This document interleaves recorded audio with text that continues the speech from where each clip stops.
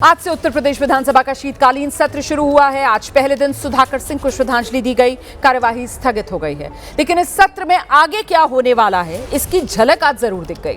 Codeine, cough syrup और SIR को लेकर विधानसभा में हंगामा होना तय है। आज समाजवादी पार्टी के विधायक जिस अंदाज में विधानसभा पहुंचे थे, उससे यह अंदाजा लगाया जा सकता है। हालांकि सत्र से पहले प्रेस कॉन्फ्रेंस में मुख्यमंत्री योगी आदित्यनाथ ने कहा है, कोडेन कफ सिरप को लेकर सरकार ने सख्त कार्रवाई की है। सरकार कह रही है कि हर मुद्दे पर हम चर्चा के लिए तैयार हैं। विपक्ष चर्चा में सहयोग करे, ये सरकार की तरफ से कहा जा रहा है।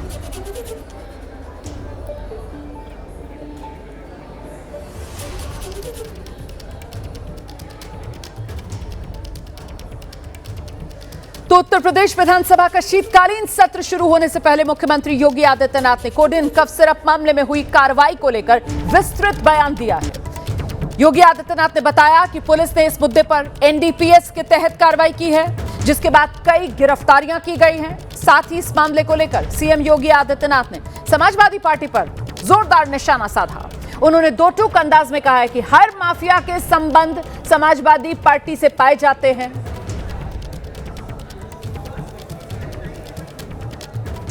यह कफ सिरप तमाम जगहों पर नशीले पदार्थों के रूप में इसके दुरुपयोग की शिकायतों के बाद इस पे हम लोगों ने कार्रवाई की थी, क्योंकि अवैध रूप से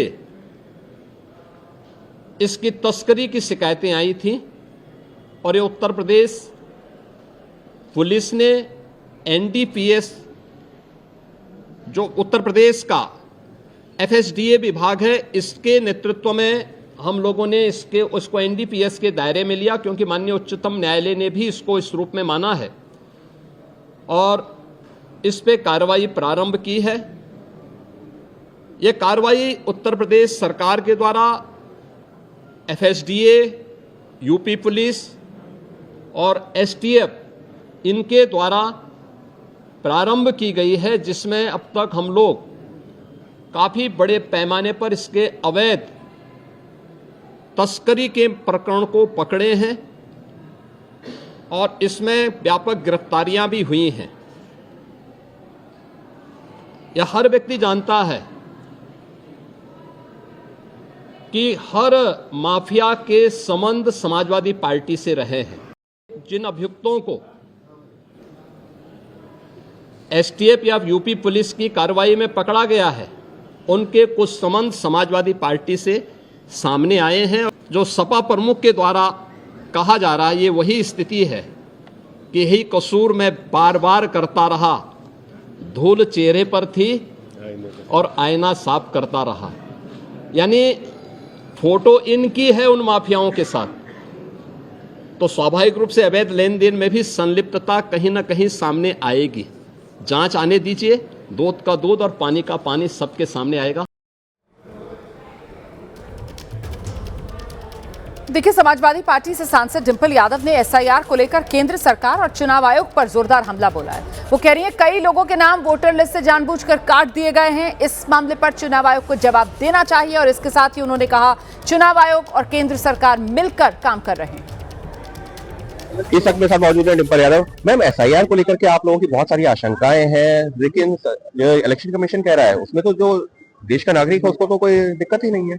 नहीं, ऐसी बात नहीं है। अगर आप गांव-गांव में जाएंगे तो जिस तरह से ज्यादा 50% जो फॉर्म्स डिपॉजिट हुए हैं उनको सी कैटेगरी में डाल दिया गया है।